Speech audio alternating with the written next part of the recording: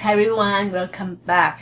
In this video, let's talk about who cannot use installment sales. So today, we're gonna talk more about installment sales. So this method can be a valuable tool to defer capital gain tax, right? But it have a lot of rules and regulations, just like any other tax strategy that the IRS wants to make sure that you meet all these criteria. So first, let's get a clear understanding of what an installment sales entail, right? So this method allows seller to defer taxes by taxing only the actual funds received, not the full sale amount. So this approach assumes that the seller received at least one payment after the tax year for the sale and requires filing out Form 6252 for each payment year. So this can be particularly beneficial for those looking to spread out their tax liability over multiple years. Now let's delve deeper into the category of the people or transactions that are not eligible for using the installment sale method. So first, a sale resulting in losses. The IRS is stringent about this. The installment sale method rule do not apply to sales resulting in a loss. So this is right in their publication. If you sell an asset at a loss, the installment sales method is off the table. You cannot spread out your losses over the year. You have to take it this year. But of course, losses that you cannot take this year, if you don't finish all the losses, you can carry it forward. So there's still option for carrying forward. But why is it the case? So selling an asset as a loss means that the selling price is less than the adjusted basis of the original cost basis minus any depreciation. In such scenario, there is no gain to spread out over multiple years, making the installment method inappropriate. Moreover, the IRS aims to prevent taxpayers from exploiting the installment sales method as a way to manipulating losses for tax benefits. So by restricting the use of installment sale for loss-generating transactions, the IRS maintains the integrity of the tax system and ensure that the installment method is appropriate for genuine sales of capital assets. The second type of transaction or sales that you cannot use installment sale is sales by dealers.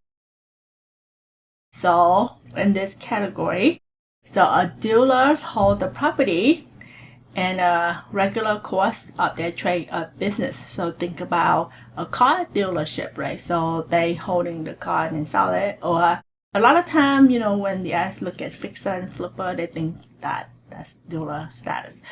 But why can't dealer use this method, right? So dealers often engage in frequent and regular sales as part of their business operations. The volume and nature of their transactions make the installment sale method less suitable. Moreover, if dealers typically have inventory and sell assets as part of their ongoing business activities, so in this case, right, with fix and flipper, they holding the houses, the real estate properties, those are really considered their inventory. It's not an investment, right? They buy and sell it, so it's inventory. So on the ongoing activity, which are not eligible for installment sales as previously discussed. So this leading to our third type of transaction, which is sales of inventory. So inventory cannot be sold using the installment sale method. This includes raw material and goods available for sale. But why is inventory excluded? So inventory is closely tied to ordinary business activities and is considered a current asset rather than a capital asset. Since the installment method is designated for the sale of capital assets, it does not apply to inventory sale. So think about it. So inventory sale, like the gain, it's going to be taxed at the ordinary income tax rate, right, of the person or the business, whatever that is, right? With capital gain tax, because you have that special treatment where the capital gain tax is, remember the 0, 10, 15, 20%. So the long-term capital gain tax is back at 20%. So that's why the IRS want to make sure that inventory is for only business, so it's going to be, the gain's going to be, the profit's going to be taxed at only income tax rate, not the preferable capital gain tax rate, right? So this restriction ensures that businesses cannot defer taxes on their ongoing operations and sales activities. So maintaining this distinction between capital and only income. The fourth type that you cannot use this installment sale method is sales of investment securities. So let's shift our focus to investment securities. If you are considering selling stocks or securities, the installment sales method isn't an option. So remember, if you was in the TurboTax, when you want to use installment sales method, it will ask you, was this selling stock? You remember that question? So it's trying to weed out if this was stock, and then you cannot use installment sale method. Yeah. But why are securities excluded? Investment securities such as stocks and bonds are financial assets traded in the financial markets.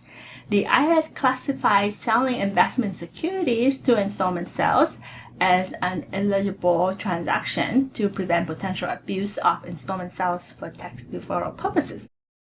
This ensures that investments are not used as a loophole for tax deferral, maintaining the integrity of the tax system. So last but not least, let's talk about sales to related party. So selling to related party has its own set of rules. The IRS generally doesn't allow special installment sales tax treatment for such sales. But why is this restriction in place? Selling to related parties often raises concern about potential tax avoidance.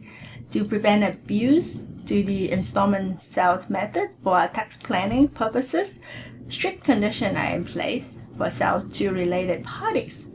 These conditions aim to ensure that transactions between related parties are conducted at arm's length and not primarily motivated by tax deferral benefit.